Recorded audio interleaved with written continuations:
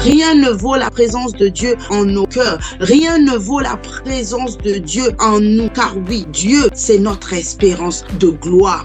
Dieu, Jésus, c'est notre espérance de gloire. Jésus, c'est notre espérance de l'éternité. Il nous a donné l'éternité. Donc, rien ne vaut Jésus en ton cœur. Vous savez, parfois, nos caractères, nos réactions, nos paroles ou même nos décisions nous empêchent d'être utilisés par Dieu de façon efficace. Oui, parfois, nous sommes nos propres barrières. Nous sommes les propres barrières qui se tiennent entre nous et la volonté de Dieu. Sonder un cœur, c'est aller en profondeur dans ce cœur. Sonder quelque chose, c'est ne pas s'arrêter à la surface. Aller encore au-delà de ce que tu peux voir, au-delà de ce qui est apparent. Quand on sonde, on va dans les profondeurs. Donc, tu vas dire à ton Père ce soir, tu as créé ce cœur-là que je porte. Tu as créé l'être que je suis. Sonde-moi ce soir. Sonde-moi, je t'en supplie. Abigail n'a pas caché son bon sens.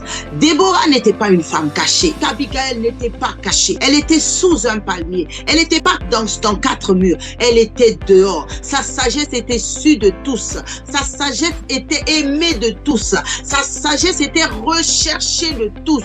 On la cherchait. Elle n'était pas cachée derrière son statut de femme pour aller se mettre derrière les fourneaux. Elle ne s'est pas cachée derrière son statut de femme pour dire que je n'ai pas mon mot à dire. Elle ne s'est pas cachée derrière son statut de femme. Mais Déborah a gouverné. Déborah a conseillé. Déborah a conduit un pays. Nous sommes souvent qualifiés de l'être émotionnel, de l'être qui peut passer d'un état calme à un état énervé. Et après, on va dire, ce sont ces hormones, les hormones qui lui font du mal. Si c'est pas pendant nos périodes, c'est quand tu es enceinte, ou c'est à la ménopause, ou c'est après la ménopause, ou c'est à l'adolescence. Il y a toujours quelque chose qui fait que nos émotions nous jouent des tours. Nous sommes des femmes de paix. Et la douceur appelle la douceur. La douceur appelle la douceur.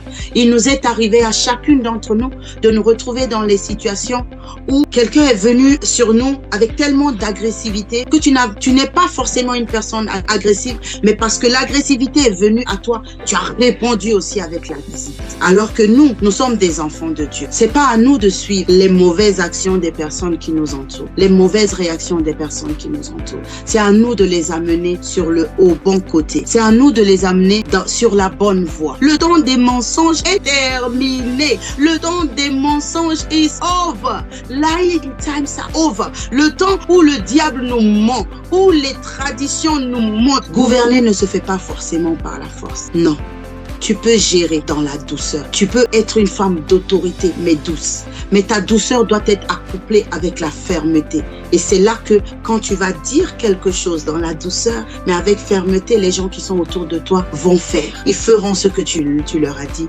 Parce qu'ils savent qu'elle est douce, mais elle est ferme. Non, nous ne nous cacherons plus derrière notre statut de femme pour se mettre en arrière. Père, enlève la peur de moi, la peur de diriger, la peur de l'idée, la peur de diriger, la peur de me retrouver dans des positions de direction et d'autorité. Non, enlève-moi cette peur. Donne-moi le courage de répondre mon appel, de répondre à mon appel et de répondre mon appel au nom de Jésus.